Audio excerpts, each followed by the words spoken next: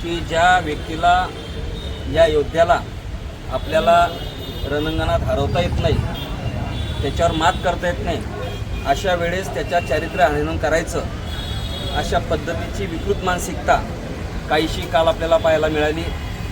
महाराष्ट्र राज्याचे भारतीय जनता पार्टीचे नेते, भारतीय जनता पार्टीचे संकटमोचक आदरणीय गिरीश भाऊ महाजन यांच्याविषयी आक्षेपार्थ काही फोटो मॅपिंग केल्या गेली आणि त्यांची गंभीररित्या दखल सगळ्यांनी घेतलेली आहे। त्यांची बदनामी करण्याचा प्रयत्न सोशल मीडियाच्या माध्यमातून काही विकृत मानसिक त्यांनी केला आणि दुर्दैव असं की जे विरोधक आहेत, म्हणजे ज्या सुषमा अंधारे या स्वतःला एक विद्वान पंडित समजतात, कारण नसताना कोणाच्याही चारित्र्यावर जातात।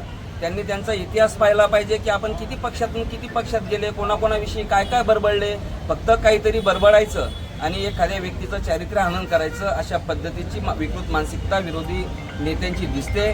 त्यांनी नामदार गिरीश भाऊ महाजन यांच्यावर अनेक प्रकारे यापूर्वी आपण पाहिलं असेल की पूर्ण महाराष्ट्राने पाहिलं की कशा पद्धतीने सत्ता नसताना गिरीश भाऊंना अडकवण्याचा डाव सरकारने रचला।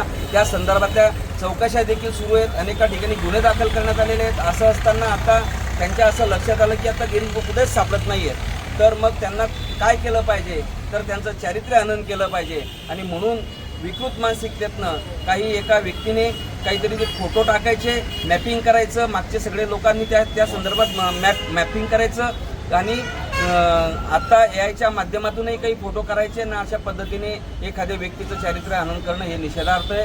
खरं तर या संदर्भात कालही SP ऑफिसला गुन्हा दाखल झालेला आहे। सगळ्या कार्यकर्त्यांची मानसिकता पाहून सगळीकडे संपूर्ण महाराष्ट्रात कार्यकर्ते आता पेटून उठले आहेत आणि म्हणून आज आम्ही जामनेर येथे भारतीय जनता पार्टीचे शहराचे अध्यक्ष रवींद्र जालटे, उपनगराध्यक्ष आपले डॉक्टर प्रशांत भोंडे, आदरणीय जितूभाऊ, सर्वच सन्माननीय पदाधिकारी, नगरसेवकांनी असं ठरवलं की आपल्या जामनेर येथे देखील NC दाखल झाली पाहिजे आणि ती आता NC दाखल होऊन तो गुन्हा हा एकाच ठिकाणी तो गुन्हा दाखल झालेला असल्यामुळे तिथे तो ट्रान्सफर होणार आहे, ही निषेधार्थ बाब आहे। याचा आम्ही सगळे भारतीय जनता पार्टी जळगाव जिल्ह्याच्या वतीने निषेध करतो। हो, आज रोजी BJP जिल्हा अध्यक्ष चंद्रकांत पाटील, जितेंद्र रमेश पाटील, डॉक्टर प्रशांत भोंडे, रवींद्र जालटे, कमलाकर पाटील, मयूर पाटील, इतर सर्व पदाधिकारी पोलीस स्टेशनला आले होते। 2 दिवसापूर्वी जे माननीय मंत्री महोदय गिरीश भाऊ महाजन यांच्याविषयी जे सोशल मीडिया मात केलेले फोटो व बदनामीकारक मजकूर जो टाकला आहे, त्या अनुषंगाने सायबर पोलीस स्टेशन जळगाव येथे गुन्हा दाखल करण्यात आलेला आहे।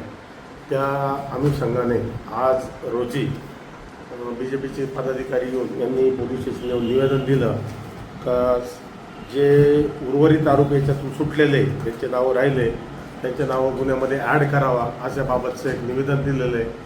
सदरचं निवेदन आम्ही हे सायबर ब्रांच येथे पाठवत आहोत। सायबर ब्रांच त्या अनुषंगाने पुढील तपास करून योग्य ती कारवाई करणार। आता कसं असतं, ज्यांनी टाकलं तो, ज्यांनी प्रसारित केलं तो, जो इतरांना टाकतो तो, त्याप्रमाणे कायद्याच्या चौकटीवर ज्यांच्या विरुद्ध पुरावा निर्माण होतो असे लोक सदर गुन्ह्यात आरोपी होत असतात। सदरची घटना ही झालेली फार चुकीची आहे।